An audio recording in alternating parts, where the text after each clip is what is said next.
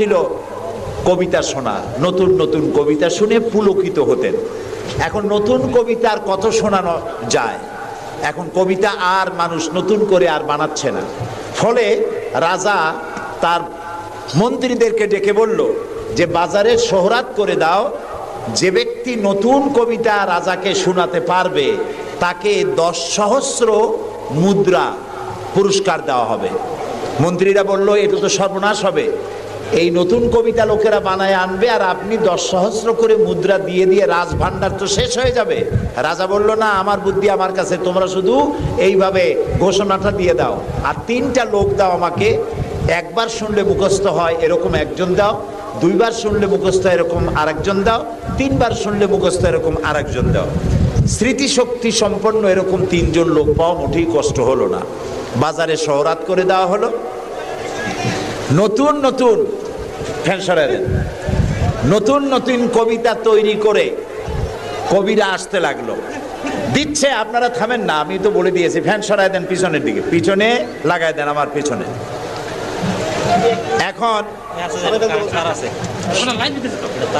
এখন কবিরা কবিতা রচনা করে নিয়ে আসছে, নতুন কবিতা শুনতেছে রাজা। কবিতা শুনে শখ মিটাইয়া রাজা বলছে এটা কি একটা নতুন কবিতা হলো কবি, এটা তো আমি জানি। কবি কয়েছেন আপনি জানবেন কি করে, তো আমি তৈরি করেছি, কত হোমওয়ার্ক করে রাত জায়গা কষ্ট করে এটা তৈরি করেছি, আর আপনি বলছেন আমি জানি। বাদশা বলছে শুধু আমি না, তোমার বিশ্বাস হয় না, এই যে আমার পাশে যে সব পারিষদের লোকেরা যারা বসে আছে ওরাও জানে। কবি চ্যালেঞ্জ করলো অসম্ভব, আমি সারা রাত জেগে জেগে কষ্ট করে রুদ্ধদ্বার কক্ষে বসে বসে কবিতা রচনা করেছি, কারো জানার কথা না। তোমার বিশ্বাস হয় না, ওই যে একবার শুনলে যার মুখস্থ হয় তার বললো তুমি শোনাও তো, সে দাঁড়ায় শোনাই দিল। 2বার শুনলে যার মুখস্থ হয় তার তো 2বার শোনা হয়ে গেছে, বললো তুমি শোনাও, সেও শোনাই দিল। 3বার শুনলে যার মুখস্থ হয় তার তো 3বার শোনা হয়েছে, বললো তুমি শোনাও তো, সেও শোনাই দিল। কবি বেচারা বেকুব হয়ে হেঁটে গেল। এরকম কবিদের কাছ থেকে নতুন নতুন কবিতা শুনে শখ মেটাতে মেটাতে এক চালাক কবি অবস্থাটা বুঝে ফেলেছে। সে বুঝে এক কবিতা তৈরি করে এনেছে, এনে বলছে জাহাপানা আমি এক কবিতা এনেছি। বললো না যে নতুন কবিতা এনেছি, কবিতা এনেছে।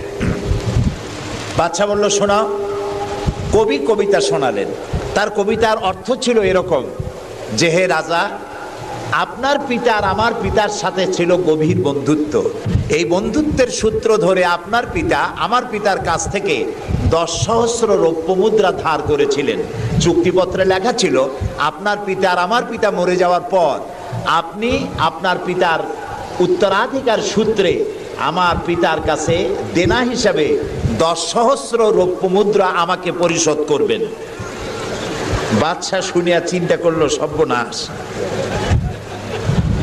আমি যদি বলি যেটা আমি জানি আর সাথের লোকেরাও জানে তাহলে তো সাক্ষী প্রমাণ হয়ে গেল, তাহলে তো 10 সহস্র মুদ্রা না রৌপ্য মুদ্রা দেওয়া লাগবে, কি সাংঘাতিক কথা। রাজা তখন বলল কবি এতদিনে নতুন একটা কবিতা তুমি আমারে শোনালে যা আমিও জানি না আমার লোকেরাও জানে না। আমি এই গল্পটি আপনাদেরকে শোনালাম এজন্যে যে সেই যুগের লোকেরা যতটা পাগল, আহাম্মক, বেকুব আমরা মনে করি এরকম বেকুব ছিল না, আহাম্মক ছিল না। তাদের শৌর্য ছিল, তারা স্বাধীন চেতা ছিল, বীরত্বগাথা ছিল তাদের। তারা কারোর অধীনতা স্বীকার করতো না, বুদ্ধি ছিল, প্রজ্ঞা ছিল, মেধা ছিল, সব ছিল। শুধু একটি জিনিসের অভাবে তারা চুরি করত, ডাকাতি করত, জেনা করত, ব্যভিচার করত, হত্যা করত, এগুলিকে কোনো অপরাধ মনে করত না। সেই জিনিসটির নাম ছিল ওহীর জ্ঞান। সেই জিনিসটির নাম ছিল কি? আল্লাহ রাব্বুল আলামিন সেই যুগে এই মানুষগুলির পরিবর্তনের জন্য, গোটা বিশ্বে শান্তি আনার জন্য, পৃথিবী যখন ধ্বংসের দ্বার প্রান্তে দাঁড়িয়েছে, রহমত ছাড়া পৃথিবীকে আর রক্ষা করা যাবে না, তখন আল্লাহ তাআলা রাসূলকে রহমত হিসাবে পাঠালেন। আল্লাহ তাআলা বলছেন ওয়ামা আরসালনাকা ইল্লা রাহমাতাল লিল আলামিন। নবী হে, আমি আপনাকে আমার গোটা বিশ্বের জন্য, গোটা সৃষ্টি জগতের জন্য আমি আপনাকে আমার করুণার মূর্ত প্রতীক করে পাঠালাম। সৃষ্টি জগতের জন্য আপনি আমার রহমত। সুবহানাল্লাহ। বর্তমান যে মাসটা চলছে, এই মাসটির নাম আরবি মাস মাহে রবিউল আউয়াল। এই মাসেই আল্লাহ তাআলা পাঠিয়েছিলেন বিশ্বনবী মুহাম্মদ রাসূলুল্লাহ সাল্লাল্লাহু আলাইহি ওয়াসাল্লামকে পৃথিবীর মানবতার কল্যাণের জন্য। তাকে এই পৃথিবীতে আল্লাহ তাআলা পাঠিয়েছিলেন।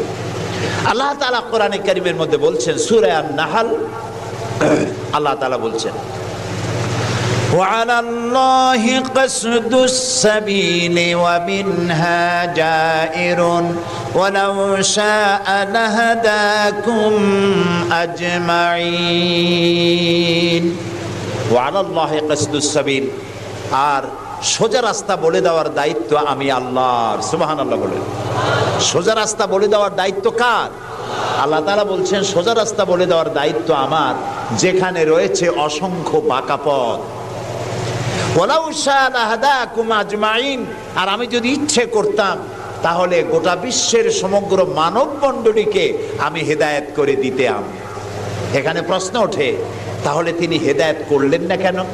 এই যে পৃথিবীতে নানামুখী মানুষ, কেউ আল্লাহ মানে, কেউ মানে না, কেউ নামাজ পড়ে, কেউ পড়ে না, কেউ মদ খায়, জেনা করে, এই যে নানামুখী নানা চরিত্রের মানুষ, আল্লাহ বলছেন আমি হেদায়েত ইচ্ছে করলে সবাইকে করে দিতে পারতাম, তাহলে তিনি করলেন না কেন? এর কারণ হচ্ছে আল্লাহ তাআলা মানুষকে করেছেন সব থেকে শ্রেষ্ঠ সৃষ্টি। সৃষ্টির সেরা কারা? জোরে বলেন। আচ্ছা, সৃষ্টির সেরাই মানুষ হলো কি করে? মানুষ কি পাখির মতো উড়তে পারে? মানুষ কি চিতাবাঘের মতো দৌড়াতে পারে? মানুষ কি মাছের মতো সাঁতরাতে পারে? মানুষ কি বাঘের মতো ক্ষিপ্রতা, সিংহের মতো হিংস্রতা, সাপের মতো ক্রুদ্ধতা এগুলি মানুষের মধ্যে কি আছে? নাই। তাহলে মানুষ সৃষ্টির সেরা হলো কিভাবে বলতে পারেন? সৃষ্টির সেরা হয়েছে তার জ্ঞানের কারণে। আল্লাহ তাআলা চাঁদ সূর্যকে যেভাবে বাধ্য করেছেন তার হুকুম মানার জন্য, আমাদেরকে আল্লাহ তাআলা এভাবে হুকুম মানতে বাধ্য করেন নাই। কোরআন শরীফে আল্লাহ তাআলা বলেছেন, ওয়ালাকাদ কাররামনা বানি আদম। আল্লাহ তাআলা বলেন, আদম সন্তানকে আমি সম্মানিত করেছি। চাঁদ, সূর্য, গ্রহ, নক্ষত্র, সৌররাজি, নবমণ্ডল, ভূমণ্ডল সব কিছু আল্লাহর আইন মানতে বাধ্য না বাধ্য নয়?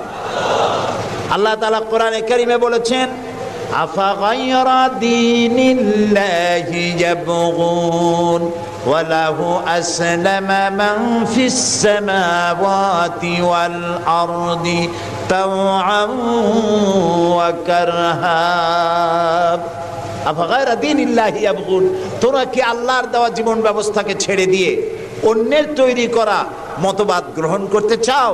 ওয়ালাহু আসলামা মান ফিস সামাওয়াতি ওয়াল আরদি, অথচ আকাশে যা আছে, জমিনে যা আছে সব কিছু তার আনুগত্যের মস্তককে আমার সামনে নত করে দিয়েছে। সুবহানাল্লাহ। চাঁদ এবং সূর্য, সূর্যের কোনো ক্ষমতা নাই। রাত এখন বাংলাদেশে 8:40, রাত। সূর্যের কোনো ক্ষমতা নাই এখন বাংলাদেশে সে উদিত হয়।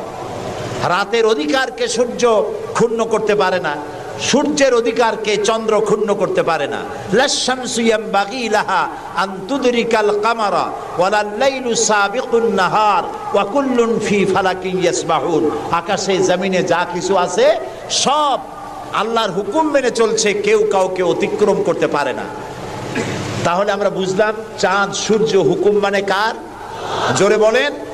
এই যে গাছগুলি, চতুর্দিকে যত গাছপালা আপনারা দেখতে পান, সুবরি গাছে নারকেল হবে না, নারকেল গাছে তাল হবে না, বেল গাছে জাম হবে না, আম গাছে লিচু হবে না। ওয়ালান তাজিদা লিসুন্নাতিল্লাহি তাবদীলা। আল্লাহ তাআলা বলছেন আমার লব, নেচার, প্রকৃতির আইনের ভেতরে কোনো পরিবর্তন হবে না, আমার আইন তারা মানতে বাধ্য। কেবলমাত্র মানুষ, কেবলমাত্র মানুষ। আমি তোমাদেরকে সম্মানিত করেছি, সেই জন্য আমি তোমাকে আইন মানতে বাধ্য করি নাই। কোরআন শরীফে আল্লাহ পাক বলছেন ইচ্ছে করলে কুফরি করতে পারো। ইচ্ছে করলে ঈমান আনতে পারো, ইচ্ছে করলে মুমিন হতে পারো, ইচ্ছা করলে কুফরিও করতে পারো। এটা তোমার ইচ্ছার উপরে ছেড়ে দিয়েছে। কারণ কাদ তাবায়্যানার রুশদু মিনাল গাই, হক আর বাতিল দুইটাকে আমি আলাদা করে দেখিয়ে দিয়েছি। আসহাবুল ইয়ামিন, আসহাবুশ শিমাল, ডানপন্থী আর বামপন্থী দুইটা দল আমি দেখাই দিয়েছি। ডান দিকে, আর এটা বোঝার জন্য বিবেক দিয়েছি। কি দিয়েছি বলেন? বিবেক। বিবেক আছে আমাদের? আছে কি না? বিবেক দিয়েছি বোঝার জন্য। ডান দিকে যারা যাবে, এই ডান দিকের নেতৃত্ব দিবে নবীরা, আর নবীরা ডানপন্থীদেরকে সাথে নিয়ে চলে যাবে কোথায়? আল্লাহর জান্নাতে। আর যারা বামপন্থী তাদের নেতৃত্ব দেবে শয়তান। কে দেবে নেতৃত্ব? আমি বুঝি না মুসলমানেরা কেমনে বামপন্থী হয়। আমাদের দেশে কিছু মুসলমান আছে নামধারী, নাম মুসলমানের, কিন্তু নিজেদের পরিচয় দেয় তারা বামপন্থী। আছেন এরকম? এই সমস্ত বামপন্থীদের নেতৃত্ব দিবে শয়তান, আর এদেরকে নিয়ে শয়তান তাদেরকে নিয়ে যাবে কোথায়? আল্লাহ তাআলা বলছেন কাদ তাবায়্যানার রুশদু মিনাল গাই, হক এবং বাতিলকে আলাদা করে আমি ভাগ করে দুটি পথকে দেখিয়ে দিয়েছি। এখন তোমার ইচ্ছা আমার উপর ঈমান আনতেও পারো, আর যদি ইচ্ছা হয় আমার সাথে কুফরিও করতে পারো। যেহেতু তুমি গাছ না, সূর্য না, চন্দ্র না, তুমি মানুষ, আমি তোমাকে সম্মান দিয়েছি, সেজন্য তোমার এখতিয়ারে ছেড়ে দিয়েছি আর বিবেকও দিয়েছি। এই বিবেক দিয়ে তুমি বুঝতে পারবা পথ কোনটা। আল্লাহ বলছেন আমার দায়িত্ব হলো ওয়া আলাল্লাহি কাসদুস সাবিল, সোজা রাস্তা বলে দেওয়ার দায়িত্ব আমার। সুবহানাল্লাহ, আমি বলে দিয়েছি সোজা রাস্তা কোনটি। আল্লাহ তাআলা বলেন সূরা ইব্রাহিমের মধ্যে আলিফ লাম রা কিতাবুন আনজালনাহু ইলাইকা লিতুখরিজান নাসা মিনাজ যুলুমাতি ইলান নূর। আল্লাহ তাআলা বলেন হে নবী, আমি আপনার উপর একখানা কিতাব অবতীর্ণ করলাম। এটা একটি কিতাব নাজিল করলাম এই জন্য লিতুখরিজান নাসা মিনাজ যুলুমাতি ইলান নূর, যাতে করে আপনি মানব মণ্ডলীকে অন্ধকার সমূহ থেকে আলোর দিকে নিয়ে আসতে পারেন। লক্ষ্য করুন কথা আল্লাহর, আমি কার কথা শোনাচ্ছি?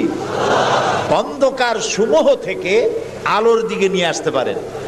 ওলামারা যারা আলেম তারা বুঝবেন, কোরআন শরীফে আল্লাহ তাআলা অন্ধকারের কথা যত জায়গায় বলেছেন বহু বচনে বলেছেন, এক বচনে বলেন নাই।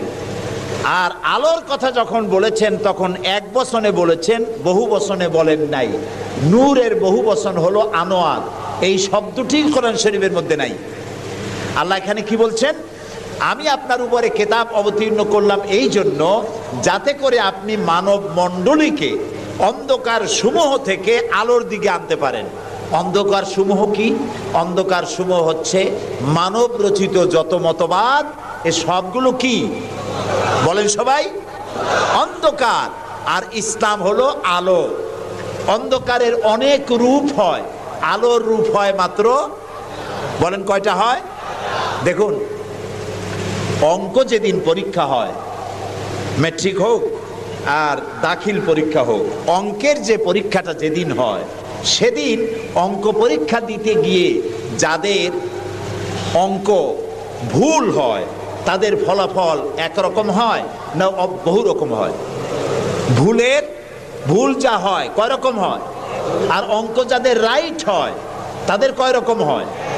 একরকম। তাহলে এর দ্বারা কি বোঝা যায়? সত্যের রূপ একটা আর ভুলের রূপ অনেকগুলো। এই জন্য আলোর রূপ একটা, অন্ধকারের রূপ অনেক। যেমন বিদ্যুতের আলো, কেরোসিনের আলো, হেসাকের আলো, চাঁদের আলো, সূর্যের আলো, যত রকমের আলো আছে সব আলোর রূপ একটাই, কিন্তু অন্ধকারের রূপ বিভিন্নতর। শবে কাজেবের এক রকমের অন্ধকার, অমাবস্যার আর এক রকমের অন্ধকার, রাতের আধারের আর এক রকম অন্ধকার, মেঘাচ্ছন্ন হওয়ার আর এক রকম অন্ধকার, কুয়াশাচ্ছন্ন হওয়ার আর এক রকম অন্ধকার, দরজা জানালা ভেন্টিলেটর সব বন্ধ করে দেওয়ার আর এক রকমের অন্ধকার। অন্ধকারের রূপ অনেক আর আলোর রূপ একটা। আল্লাহ বলছেন কোরআনে এই জন্য নাজিল করেছি লিতুখরিজান নাসা মিনাজ যুলুমাতি ইলান নূর, মানুষের তৈরি করা যত মতবাদ সব অন্ধকার। আর ইসলাম হচ্ছে আলো। আল ইসলাম নূর, ইসলাম হচ্ছে আলো। আলোর রূপ একটা। আলোর রূপ কয়টা? আল্লাহ তাআলা বলছেন ও আলাল্লাহি কাসদুস সাবিল, আমি সোজা রাস্তা বলে দেব, যেখানে আছে অসংখ্য বাঁকা পথ, সেই সোজা রাস্তার নাম কি বলতে পারবেন? মাশাআল্লাহ, আপনারা সবাই বলতে পেরেছেন। সেই ইসলাম, সেই পথের নাম ইসলাম। এই ইসলামের পথ প্রদর্শক ছিলেন আল্লাহর নবীরা। দুনিয়ায় যত নবী আল্লাহ পাঠিয়েছেন সমস্ত নবীরা হচ্ছেন ইসলামের পথ প্রদর্শক। কিন্তু বইপত্রে অনেক সময় একটা কথা ভুল লেখে। তারা লেখে মুহাম্মদ সাল্লাল্লাহু আলাইহি সাল্লাম ইসলাম ধর্মের প্রবর্তক। এটি একটি ভুল কথা। প্রবর্তক অর্থাৎ যিনি শুরু করেন, যিনি যে জিনিসটা চালু করেন, তিনি ওইটার প্রবর্তক হন। ইসলামের প্রবর্তক হচ্ছেন আল্লাহ তাআলা, আর সমস্ত নবীরা হচ্ছেন প্রচারক, আর সর্বশ্রেষ্ঠ প্রচারক হচ্ছেন মুহাম্মাদুর রাসূলুল্লাহ সাল্লাল্লাহু আলাইহি ওয়াসাল্লাম। আল্লাহ রাব্বুল আলামিন তাকে পৃথিবীতে পাঠালেন ইসলাম প্রচার, প্রসার, প্রতিষ্ঠা এই কাজের জন্য। আল্লাহ তাআলা তাকে পাঠালেন এবং তাকে সর্বাধিক মর্যাদা দিলেন। এত বড় মর্যাদা আল্লাহ তাআলা পৃথিবীতে আর কারো দেন নাই। সুবহানাল্লাহ। কোরআনে কারীমের মধ্যে আমরা দেখতে পাই আল্লাহ রাব্বুল আলামিন যখনই কোন নবীকে ডাকার দরকার বোধ করেছেন, তিনি নাম ধরে ধরে ডেকেছেন। তিনি বলেছেন ইয়া আদম, ইয়া জাকারিয়া, ইয়া ইব্রাহিম, ইয়া ঈসা, ইয়া মূসা। গোটা কোরআন শরীফ তন্ন তন্ন করে যদি তালাশ করা যায়, কোরআন শরীফের ভিতরে কোথাও ইয়া মুহাম্মদ এই শব্দটি, এই বাক্যটি কোথাও পাওয়া যাবে না। আল্লাহ তাআলা তার রাসূলকে মুহাম্মদ সাল্লাল্লাহু আলাইহি সাল্লামকে কোরআনে কারীমে কোথাও নাম ধরে ডাকেন নাই। কেন ডাকেন নাই? তাকে মর্যাদা দিয়েছেন। সুবহানাল্লাহ বলুন।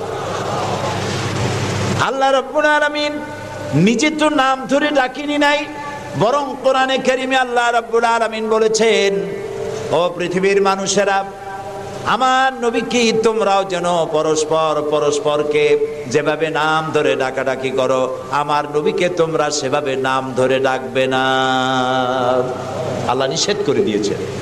কোরআনে কারীমের মধ্যে আল্লাহ তাআলা তাকে নাম ধরে ডাকেন নাই এবং তার মর্যাদা সমস্ত নবীদের চাইতে বেশি দিয়েছেন। পৃথিবীতে যত নবী এলেন সমস্ত নবীরা এসেছেন যার যার এলাকার উপরে ভিত্তি করে, ভাষার উপরে ভিত্তি করে, গোত্রের উপরে ভিত্তি করে। মুহাম্মদ সাল্লাল্লাহু আলাইহি সাল্লাম শুধু আরবি ভাষাভাষীদের নবী ছিলেন না, শুধুমাত্র মক্কার এবং মদিনার নবী ছিলেন না, তিনি বিশ্ব নবী। বলুন তো কি নবী? আল্লাহ রাব্বুল আলামিন কোরআনে কারীমের মধ্যে বলেছেন কুল ইয়া আইয়ুহান নাসু ইন্নী রাসূলুল্লাহি ইলাইকুম জামিআ। আল্লাহ তাআলা বলেন হে নবী আপনি বলুন, ও পৃথিবীর মানব মণ্ডলী, আমি আল্লাহর পক্ষ থেকে তোমাদের সকলের জন্য আমি রাসূল হয়ে এসেছি। কিয়ামত পর্যন্ত এই পৃথিবীতে যত মানুষ আসবে সমস্ত মানুষের জন্য রাসূল বলেছেন, শুধু মানুষের জেন নয়, আল্লাহর সমস্ত সৃষ্টি জগতের জন্য আল্লাহ তাআলা আমাকে রাসূল করে পাঠিয়েছেন। সুবহানাল্লাহ।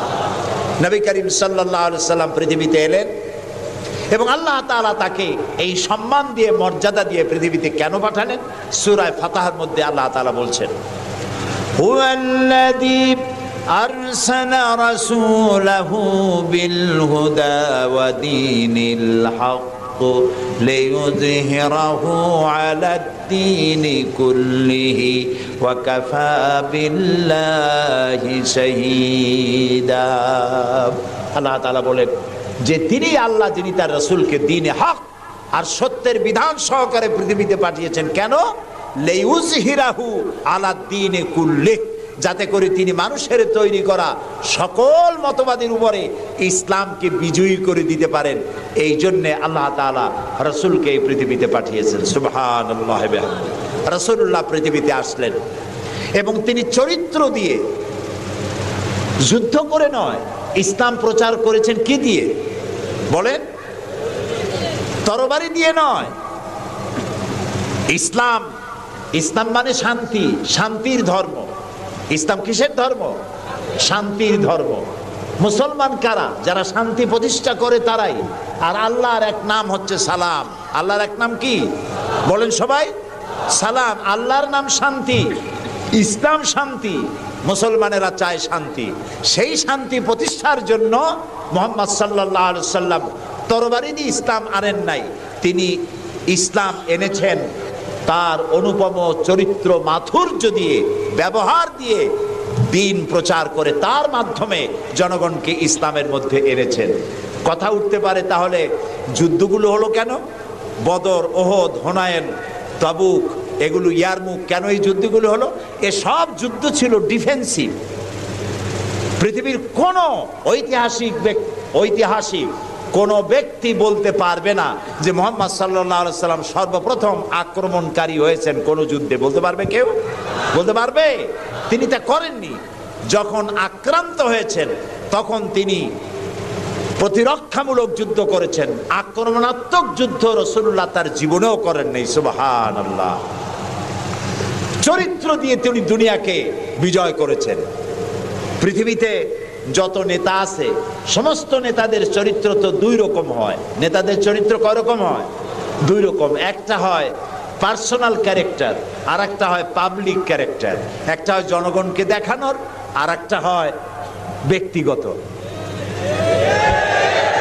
রাসূলুল্লাহর চরিত্র এরকম দুই রকম ছিল না। একটু মাথা খাটায় চিন্তা করেন, পৃথিবীতে কোন নেতা আছেন যিনি জনগণের সামনে দাঁড়িয়ে বলতে পারবেন আমি ছাত্র জীবনে যা করেছি, যৌবনে যা করেছি, রাজনৈতিক নেতা হিসাবে গোপনে গোপনে যা করি, এসব কথাগুলি মানুষের কাছে, আমার দলের কাছে, দেশবাসীর কাছে খুলে বলে দাও, এরকম বলতে পারবে কেউ? একজনও পারবে না। যদি বলে তাহলে সব সর্বনাশ। এই পৃথিবীতে একমাত্র নেতা জনাবে মুহাম্মদুর রাসূলুল্লাহ সাল্লাল্লাহু আলাইহি ওয়াসাল্লাম।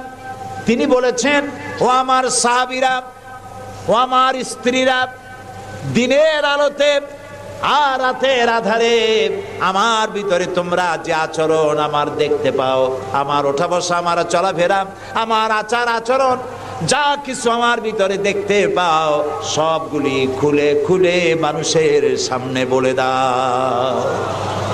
সুবহানাল্লাহ। রাসূলুল্লাহর চরিত্রের সার্টিফিকেট, তার আখলাক কেমন, এটা জানার জন্য হযরত আয়েশার কাছে কয়েকজন সাহাবী প্রশ্ন করেছিলেন, মা, রাসূলুল্লাহর কাছে বেশি সময় কাটাবার সুযোগ আপনি পান, তার ইনস অ্যান্ড আউট আপনি ভালো করে জানেন, বলুন তো তার আখলাক কেমন, তার চরিত্র কেমন? মা আয়েশা বললেন, তোমরা কি কোরআন পড়েছো? বললেন, হ্যাঁ কোরআন পড়েছি। কোরআন কি বোঝো? হ্যাঁ কোরআন বুঝি। হযরত আয়েশা বলেন, কোরআন যদি পড়ে থাকো, কোরআন যদি বুঝে থাকো, রাসূলের চরিত্র আমার কাছে জানার কোনো দরকার নাই। যেটা কোরআন তোমরা পড়েছো, কোরআনের বাস্তব নমুনা